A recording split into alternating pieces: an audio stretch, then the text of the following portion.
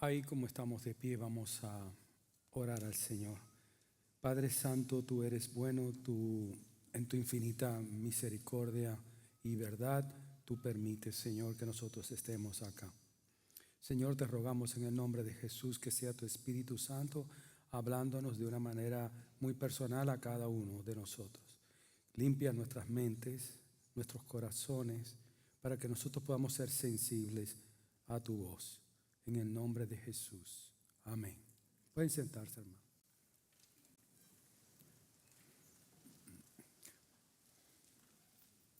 Ahí donde están sentados, yo quisiera que ustedes cerraran sus ojos y si pudieran imaginar esta escena. Imagínense un hombre de pie frente a un muro de granito que lleva en sus manos, trate de visualizarlo, una canasta llena de huevos.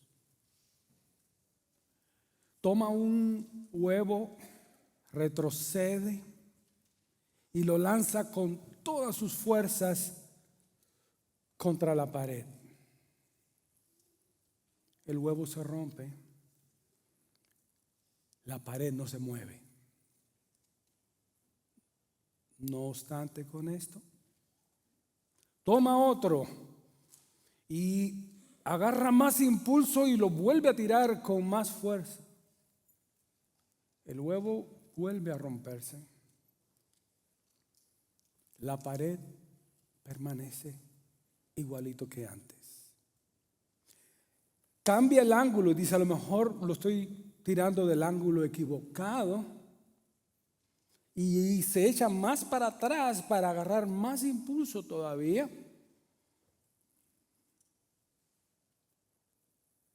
Y cuando termina, muchos huevos rotos frente a la pared. Y la pared sigue intacta.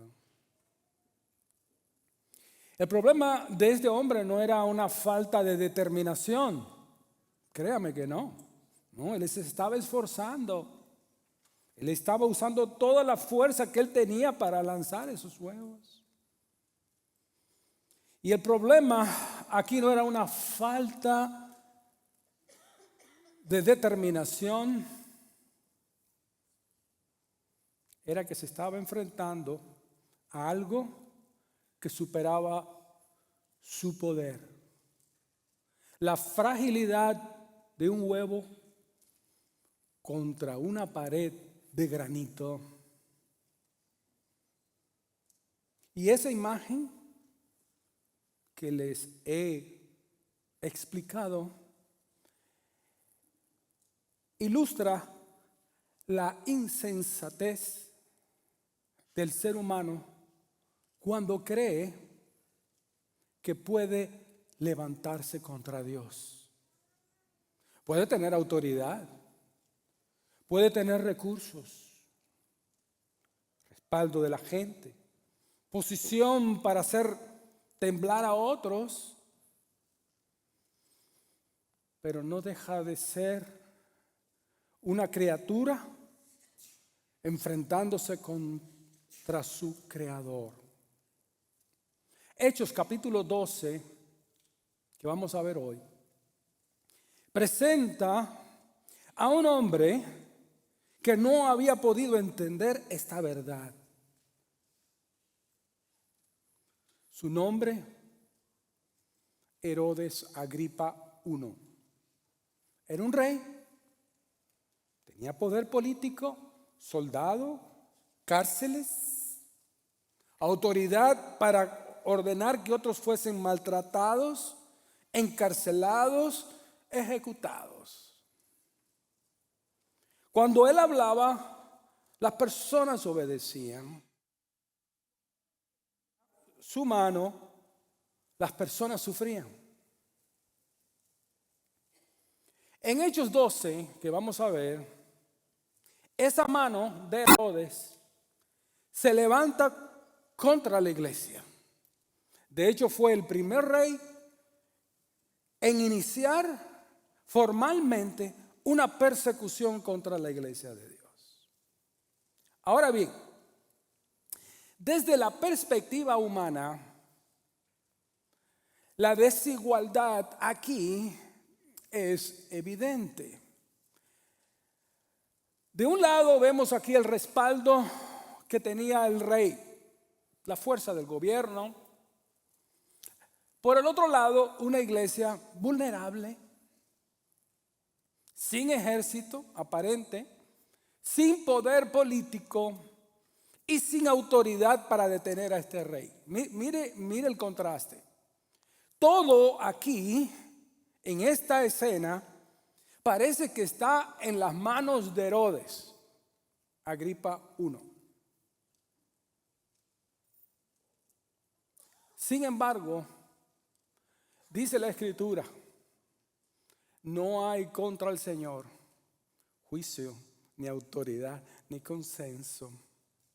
La mano del Señor es más poderosa que cualquier criatura y cualquier ser y cualquier hueste espiritual de maldad. Este Hecho capítulo 12 nos enseña una gran verdad, y es que no hay manos más poderosas que las manos de Jehová de los ejércitos. Ahora, ¿cómo Hechos capítulo 12 demuestra esto?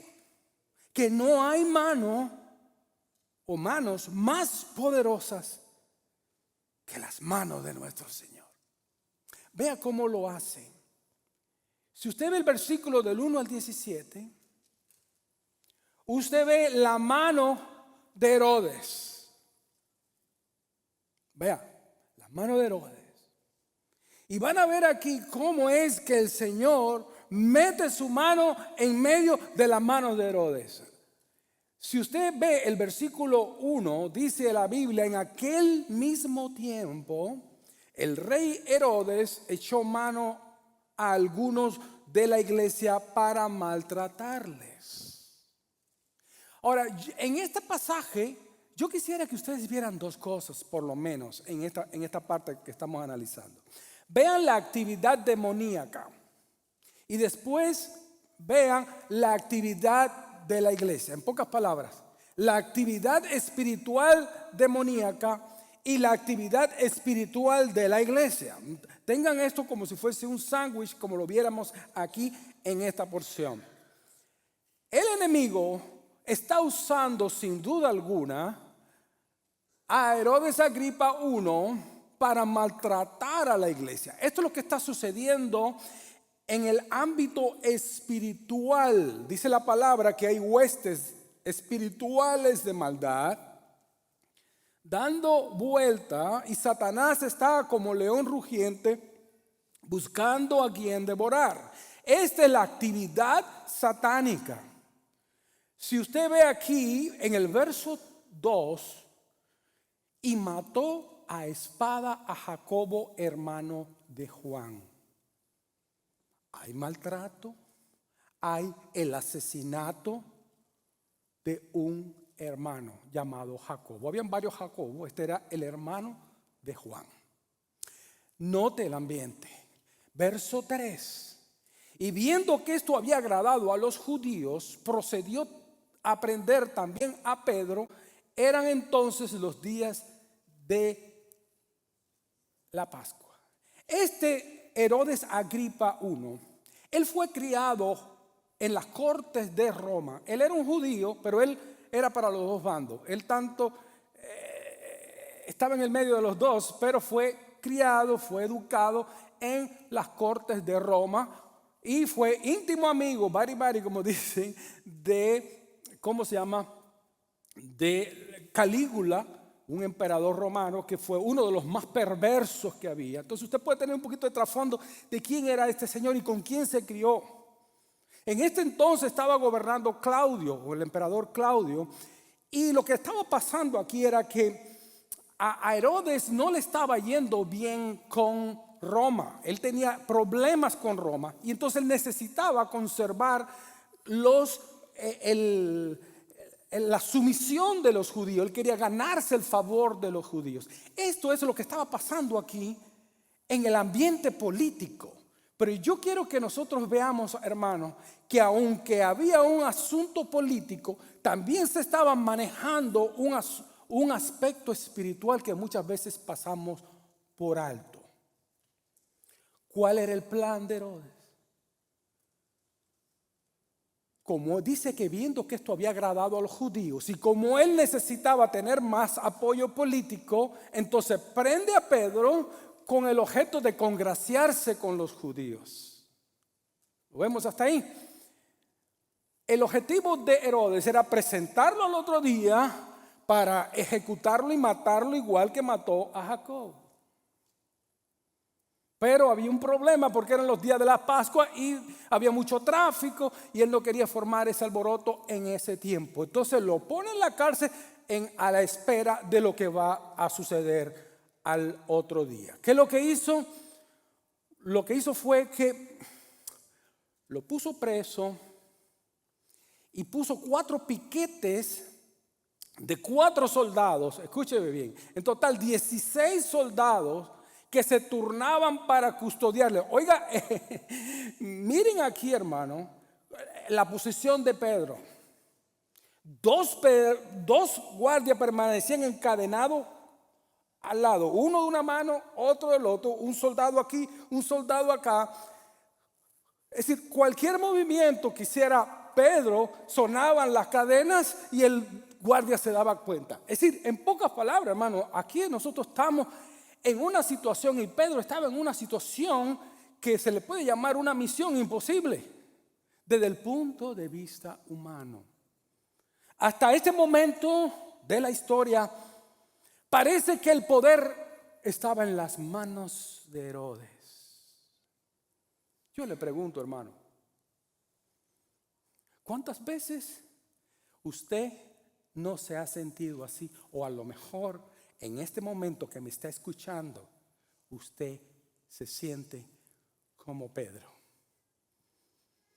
Hay una situación, hay un peligro. En el caso de Pedro, peligro de muerte, porque Pedro sabía que querían matarlos. Entonces, hermano, yo quiero que nos metamos en la historia. Si usted fuera Pedro, al otro día me van a presentar y me van a matar igual que mataron a Jacobo.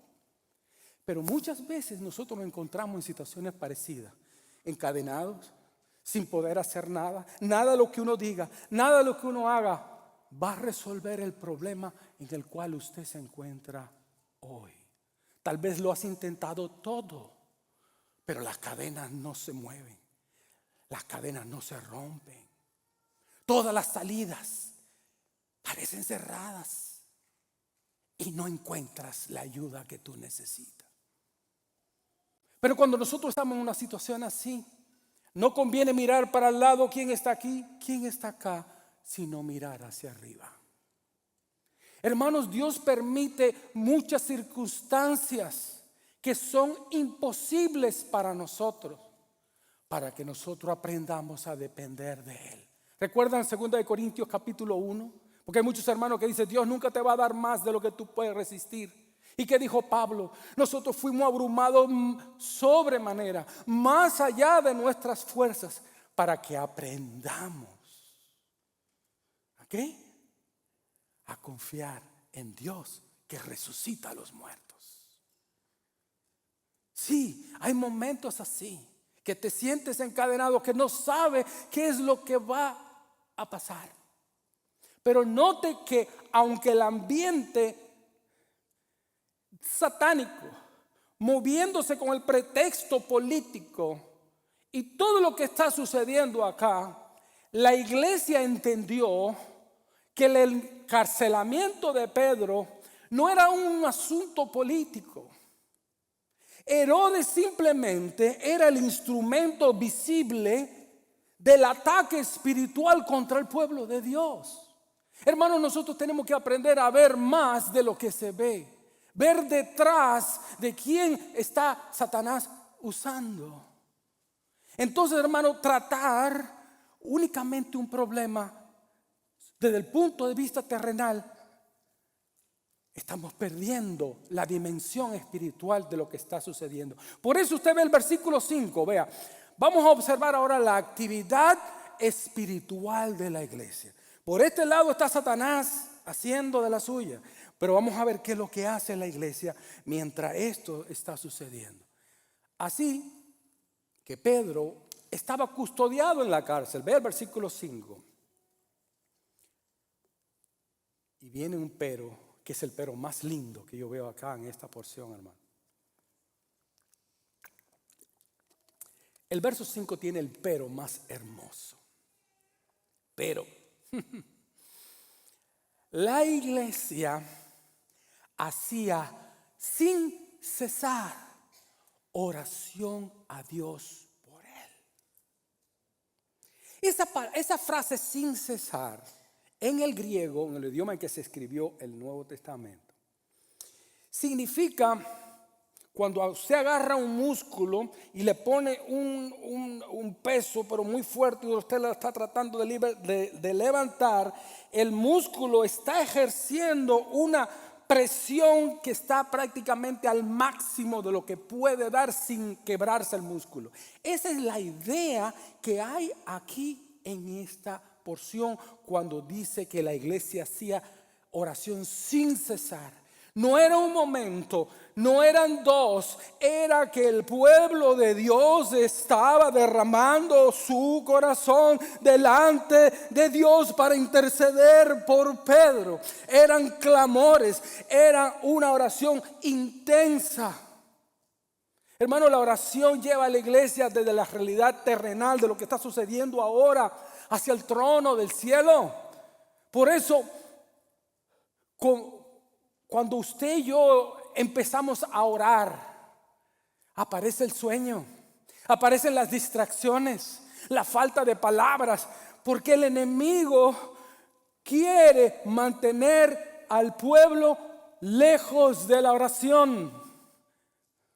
La mayor demostración del poder que usted ve aquí en el libro de los Hechos aparece repetidamente cuando la congregación se reúne para buscar a Dios. No era una persona aislada. Toda la iglesia estaba concentrada en una misma necesidad. Mi querido hermano, muchas veces las cargas que usted lleva son demasiadas para llevarla a usted solo. No, hermano, no somos poderosos por nosotros mismos. Necesitamos la iglesia. Necesitamos los unos a los otros para poder llevar la carga juntos porque es demasiado pesada. Cuando la oposición, mi querido hermano, supera a una persona, necesita que la familia de Dios se una en una misma mente y en una misma petición para interceder delante del trono de Dios. Pero note que cuando el pueblo está intensamente orando, vean cómo Dios actúa. Y cuando Herodes le iba a sacar aquella misma noche, note el tiempo, aquella misma noche, cuando el pueblo estaba derramando su corazón delante de Dios, aquella misma noche, aquel mismo instante, porque a veces pensamos que la oración es, eso va a ser después, no, en el mismo momento, Pedro estaba roncando entre dos soldados, y eso se lo puse yo porque no aparece en el texto. Estaba, bueno, sujeto con dos cadenas y los guardias delante de la puerta custodiaban la cárcel. Cuando el pueblo oraba, mientras el pueblo oraba, Pedro recibía paz. Aunque la situación todavía no había cambiado, ojo, Pedro podía descansar. Las oraciones subieron mientras esperaba, pero la paz descendió sobre el cuerpo, sobre la mente de Pedro. Y eso es lo que usted y yo necesitamos cuando estamos atribulados, cuando las cargas son demasiado pesadas para llevarla por ti mismo. La oración del pueblo de Dios va a traducirse en paz para cada uno de nosotros. Hermano, y muchas veces lo que necesitamos es paz. ¿Cuántos de los que están aquí hoy necesitan paz? Y paz es cuando tú sientes de que todas las cosas están en el lugar correcto, que todo está bien, que todo va a estar bien. Cuando el pueblo de Dios, mi querido hermano, acude al cielo a favor de una persona, esa persona puede experimentar la paz que pasa por encima de todo entendimiento. Esa paz que no está determinada por cómo me vayan las cosas, de cómo está el trabajo, si hay trabajo o no hay trabajo. Dios pone una paz sobrenatural. Mientras el pueblo está orando, vea lo que está sucediendo a nivel espiritual dentro de la iglesia.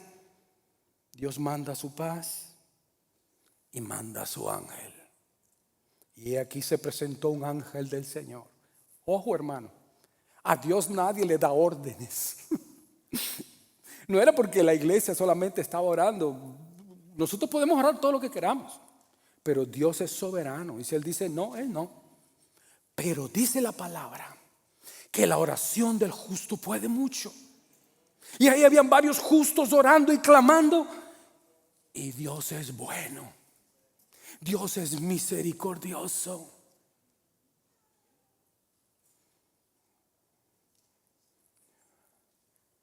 Mandó un ángel.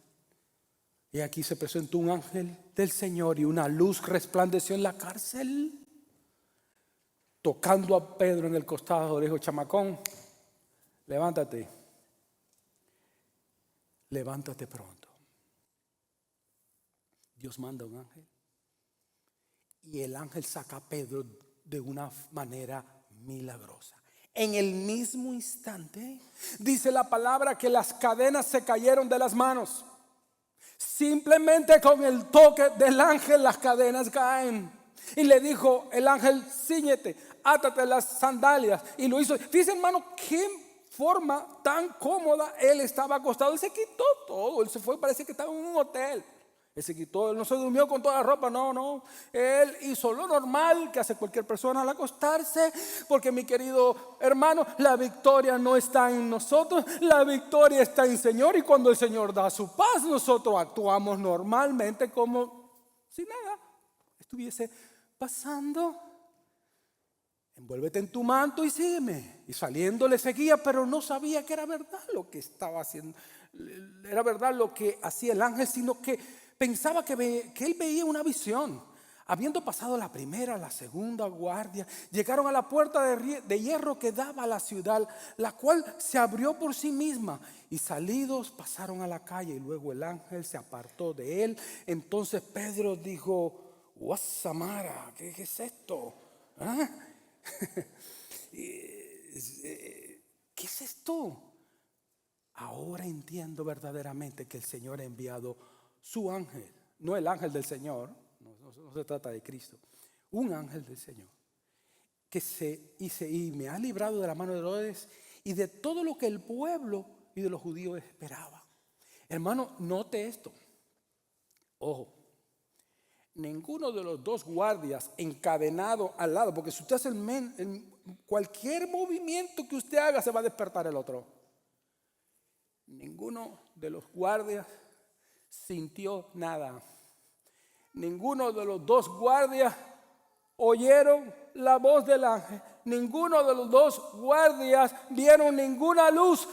La vio Pedro, la vio el ángel, porque es una intervención divina, que es lo que nosotros necesitamos cuando estamos encadenados, cuando estamos pasando situaciones donde no tienes a qué acudir, cuando buscas y no hay salida a lo que tú estás experimentando, cuando ya has agotado todo. Es un tratamiento especial donde Dios trabaja contigo, y el único que ve la luz y el único que va a ver la mano de Dios eres tú y el Señor, porque es un trato personal de Dios contigo. Es un encuentro personal en el momento de la tristeza, en el momento de la aflicción.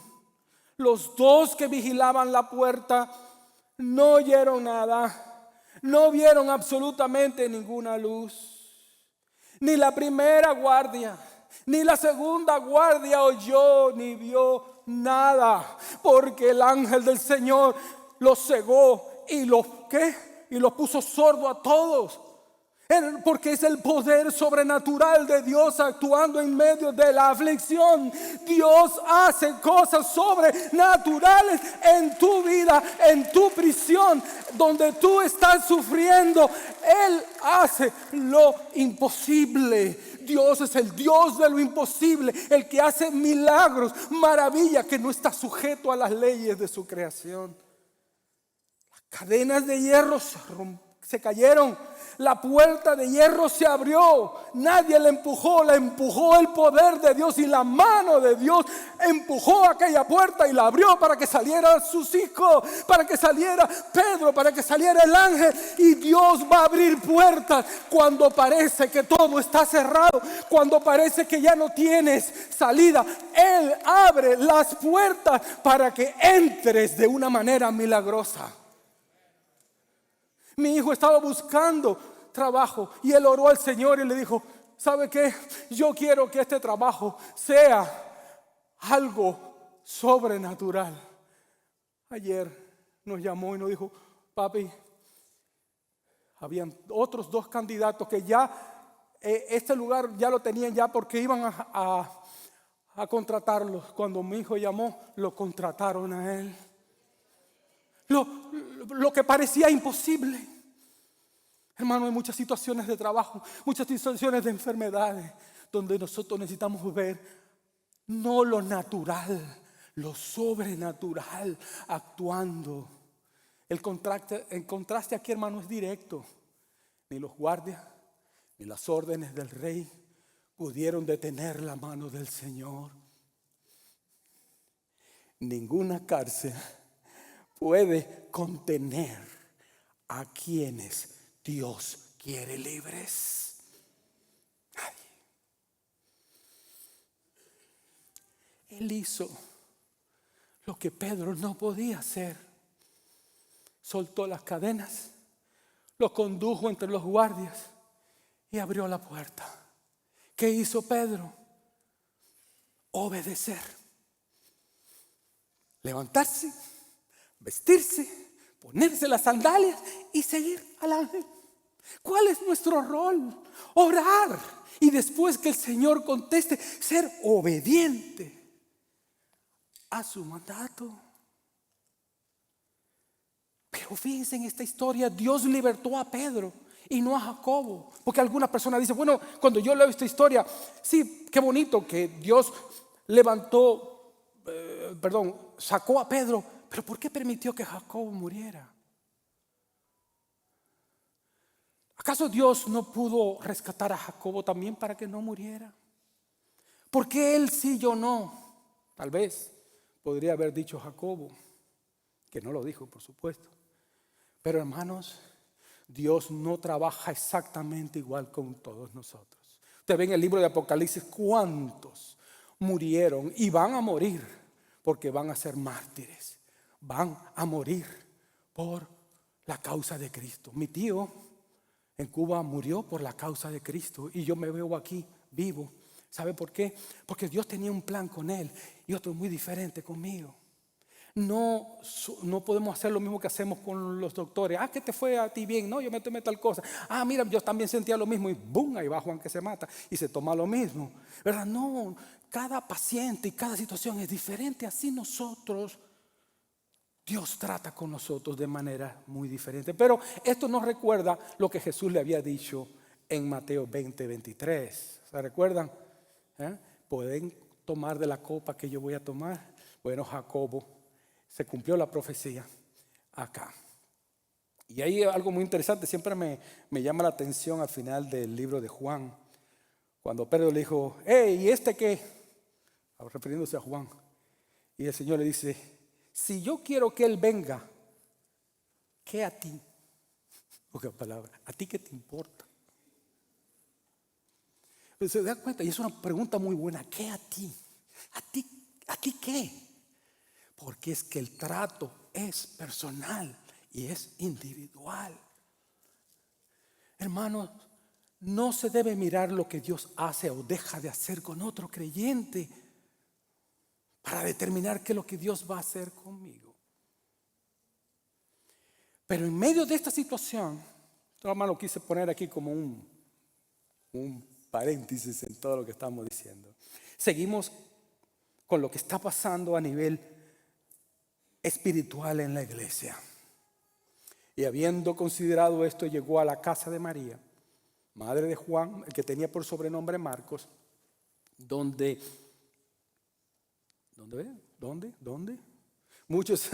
muchos estaban reunidos orando. Nótese, la iglesia empieza orando. Cuando llega aquí esta parte de la narración, la iglesia sigue orando. Recuerdan que era una oración sin cesar, era continua. Cuando llamó Pedro a la puerta del patio, salió a escuchar a una muchacha llamada Rode, que quiere decir rosa, así se llamaba. Lo que pasa es que en ese idioma pues se decía así.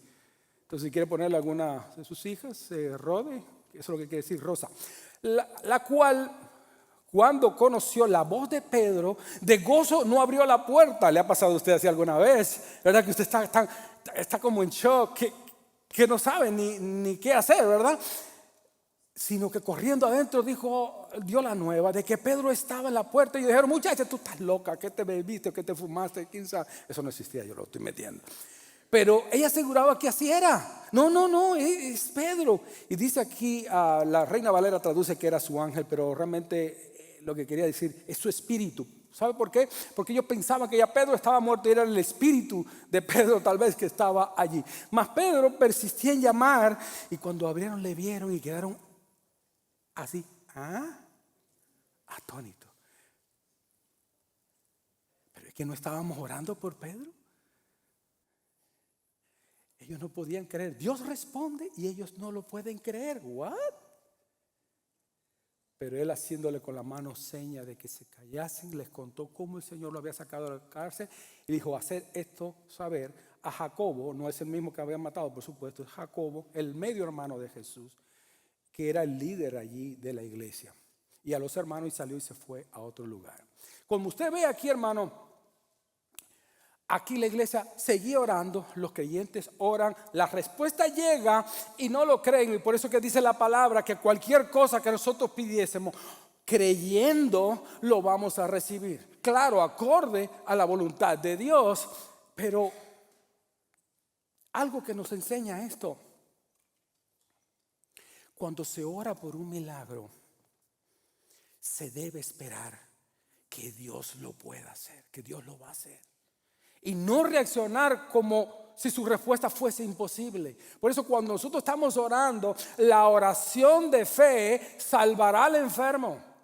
Es decir, no es orar, Señor, es la voluntad de Dios, como diciendo, quién sabe. No, es orar creyendo de que el Señor se va a manifestar. Sí, sabemos que es la voluntad de Dios, pero eso no quita el elemento de la fe y la confianza. Cuando Dios responde, hay que contarlo, hay que decirlo. Por eso es que usted ve que dice Pedro, díganselo a Jacobo, díganselo a todo el mundo de las maravillas que Dios ha hecho. Mi querido hermano, cuando Dios nos contesta las oraciones, hacemos una oración de darle gracias a Dios.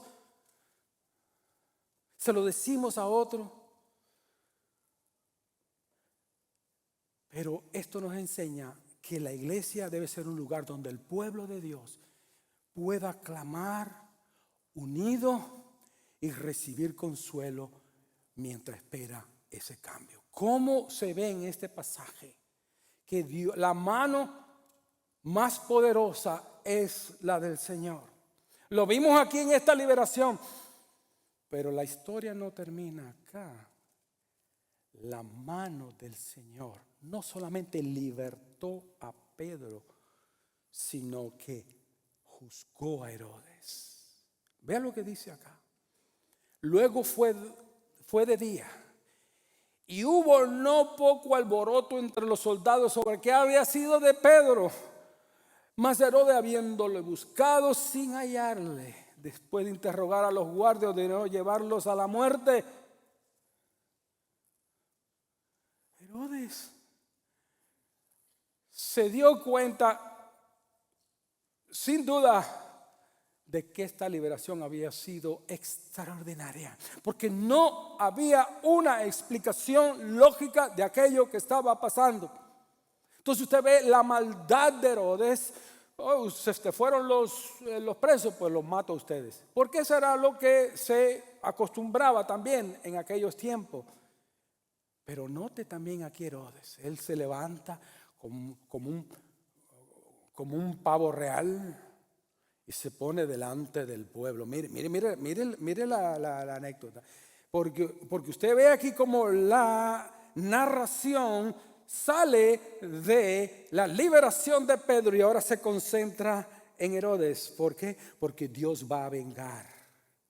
Y Herodes estaba enojado con lo de Tiro y Sidón, pero ellos vinieron de acuerdo ante él y sobornando a Blasto, que era el camarero mayor del rey, le pedían paz. Mira, ponme ahí una palanca con este. Y bueno, tuvieron su audiencia con el rey.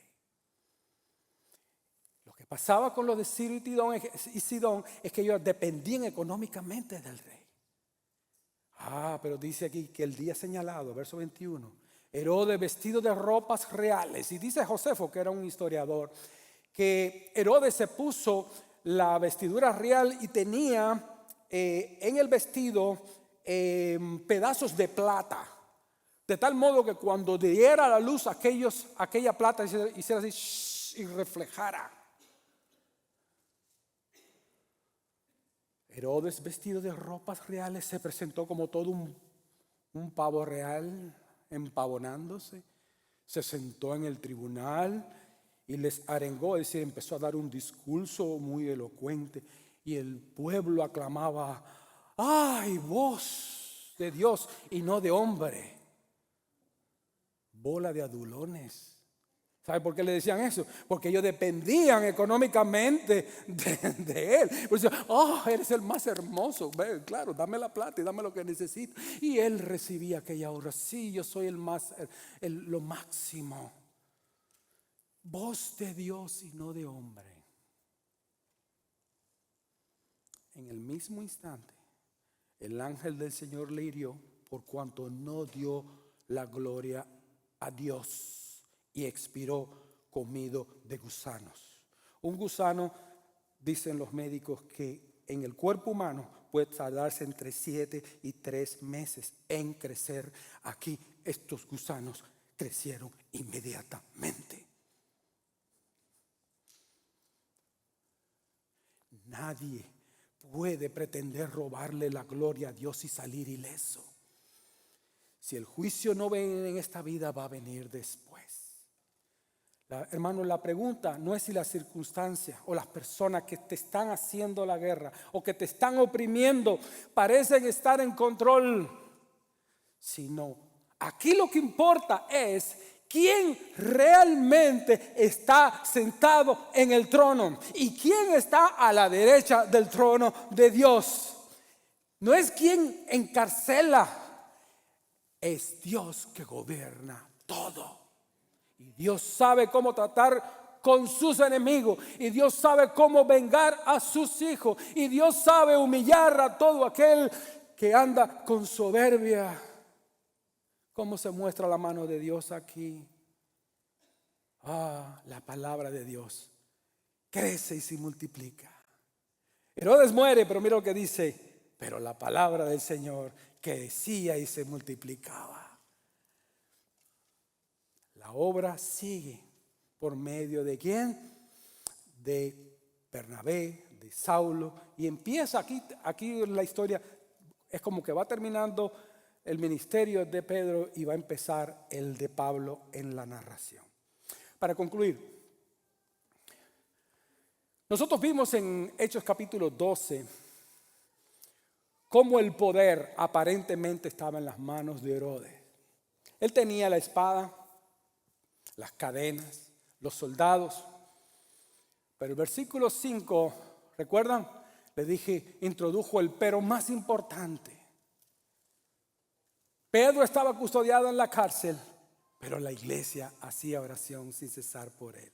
Pedro estaba en la cárcel, sí, pero la iglesia estaba orando. La iglesia no tenía el poder político, militar, no tenía las presiones, las cadenas.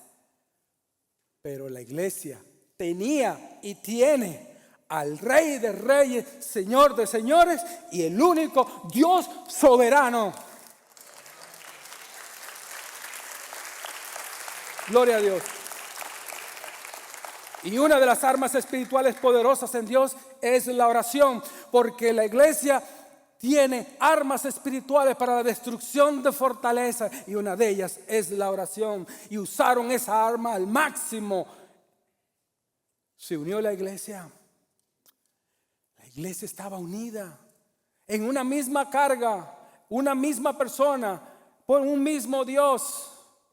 Porque cuando la iglesia se une para orar, se rompen las cadenas satánicas que quieren poner al Hijo de Dios en las cárceles de la depresión, de la inutilidad. Mientras la iglesia oraba, Dios actuaba.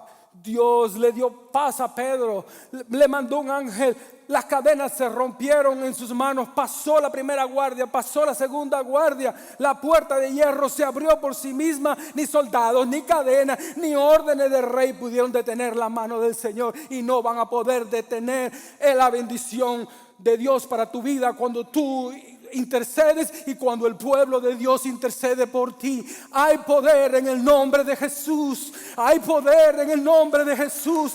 Hay poder en el nombre precioso de Jesús. Y a Él la gloria y a Él la honra. Por eso hacemos un llamado. El pastor David está haciéndonos un llamado a todos nosotros. Por favor, cambiemos, hagamos un alto en nuestras rutinas personales. Si solamente orábamos cuando vamos a comer o tal vez en la noche, alteremos la rutina. Oremos más, intercedamos más, porque la carga es muy fuerte, hermano, y la lucha es atroz. Por lo tanto, tenemos que redoblar ¿qué? La oración en lo personal y también congregacional. Por eso el pastor, todos los pastores estamos haciéndole un llamado para que este miércoles vengamos, hermano, y los de inglés van a estar aquí, nosotros vamos a estar allá con el favor de Dios, pero vamos a derramar nuestro corazón delante de Él, creyendo de que Dios romperá cadenas, de que Dios romperá cadenas en tus hijos, que Dios romperá cadenas en tu matrimonio, que Dios romperá cadenas y abrirá puertas cuando parece que no hay solución. Si usted necesita, como todos nosotros, la oración, venga, hermano, venga y tenga la confianza de exponer su necesidad, porque todos, hermanos, necesitamos ¿qué? La intercesión del Señor.